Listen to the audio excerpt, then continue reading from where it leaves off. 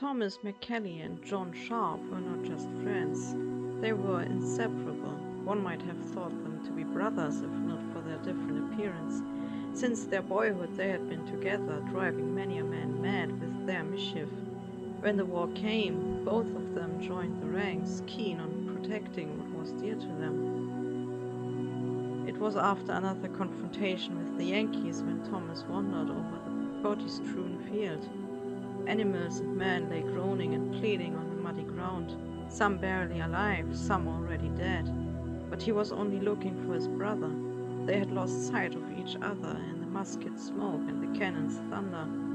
Everywhere men in blue and grey uniforms were laying, alone or entangled with each other. A pit had opened up in his stomach when John didn't come looking for him. He assumed his friend lay somewhere on the field, wounded or worse. Hours he spent looking. To his relief, he found nothing. Perhaps his friend was just unable to meet him because some unforeseen duty had sent him back to camp. Feeling at ease for not finding him, Thomas made his way back through the forest. A sudden sound made him stop and listen to whatever might be around.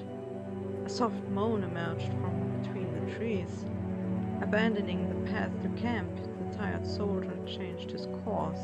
Slowly and silently he entered the thicket in which nothing but blackness could be seen. After a few minutes of listening and stumbling, he found the figure of a man lying on the ground. The moon, partly obscured by the passing clouds, did little to lighten the scene. Weak reflections came from where uniform buttons might have been. Cautiously he went closer, his heart pounding drowned out any other sounds.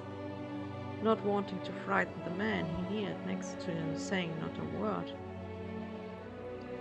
With cold hands he tried to find some indicator for which side the man was fighting.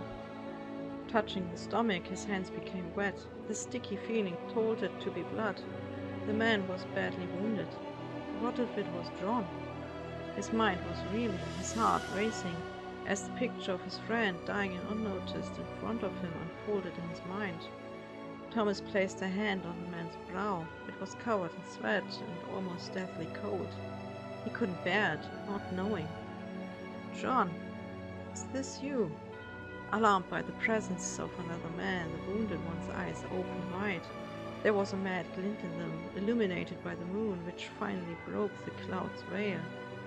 "No!" Thomas cried out, but the yell was silenced when the sound of a gunshot rang out, leaving nothing but the owl's hoot to fill the night.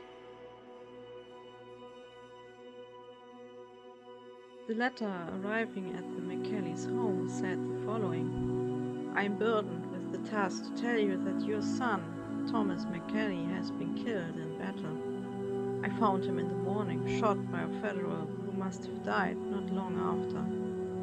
I gave him a burial as proper as possible under the present circumstances and marked his grave. I think you will find peace in the fact that he died a brave soldier and is bound for the Lord's golden fields. John Sharp."